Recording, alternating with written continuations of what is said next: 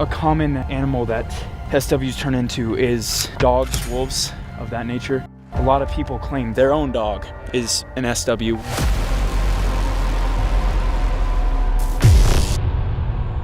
It has me. Nick, just snap out of it, bro. Just snap. Snap out of it. It's telling me that that you're next.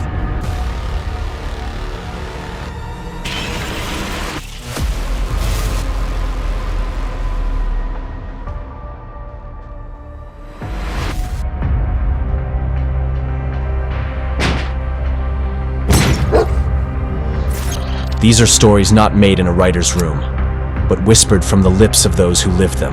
From the American wilderness to the isolated forests of Canada. Something walks among us, and it doesn't want to be found. In 2015, a lone hiker ventured through an obscure Arizona trail, craving solitude. But what started as a peaceful escape into nature became a descent into terror. The trail was overgrown, long forgotten, and twisted through dead trees and broken branches. Then came the sound, a whistle, faint, melodic, almost human. But no one was supposed to be there. As the hours passed, the whistle returned, louder, closer. He discovered an old riverbed and a crude den made from massive sticks. It was clearly man-made. Then it came again, the whistle, this time directly behind him. He turned, and there it stood, a goat, massive, unblinking, still, and then it whistled. Screaming wind, the sound of branches breaking. He ran. He didn't stop until the world turned familiar again.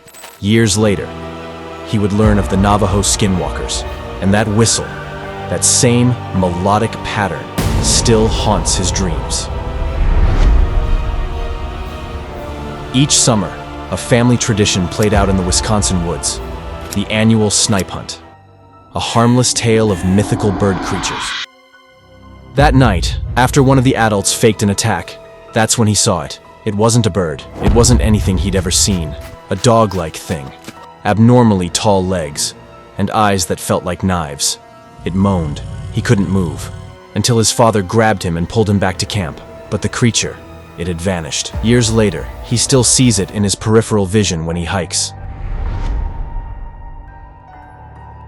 10 years of peace. 10 years of solitude in a remote cabin deep in Canada. That life ended the night he saw the deer. It stood in the field, watching. Then came the dragging sound around the cabin. He took his rifle, looked through every window. Nothing, until the last window, the deer, fled to a neighbor's cabin, desperate for answers. The man never told his family what he saw, but they left the forest behind shortly after. The cabin was never the same, and even now, 15 years later, he sometimes wakes in the middle of the night, feeling watched. It was supposed to be a simple summer chore. Walk the perimeter of the cornfield before nightfall and check the irrigation lines.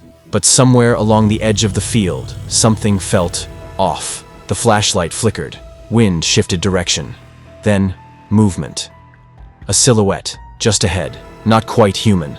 Not quite right. He called out. No response. The shadow turned. The flashlight flickered again, and the shape vanished. Then it appeared again, much closer. He ran. The rows of corn closed in around him like walls, but the shadow never touched the corn. It glided. When he reached the house, the front door slammed shut behind him. He turned to lock it. Outside, nothing.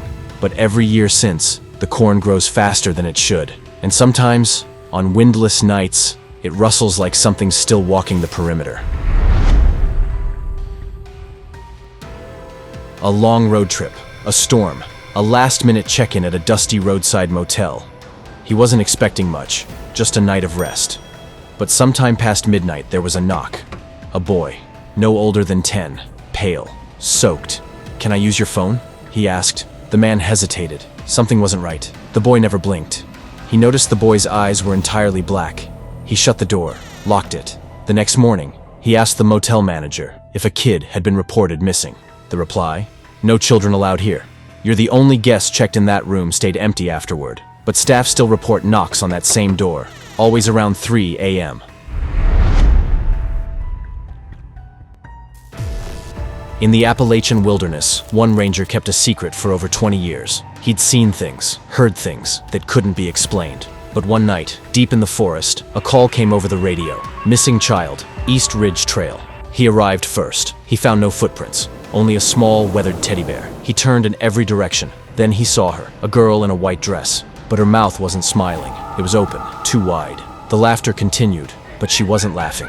He ran. Radio static burst into his ears. He quit the next day, but sometimes he hikes that trail again, just to make sure she's still there. They hide in the places we think are safe, the wilderness, the woods, even our memories, and they never forget who saw them.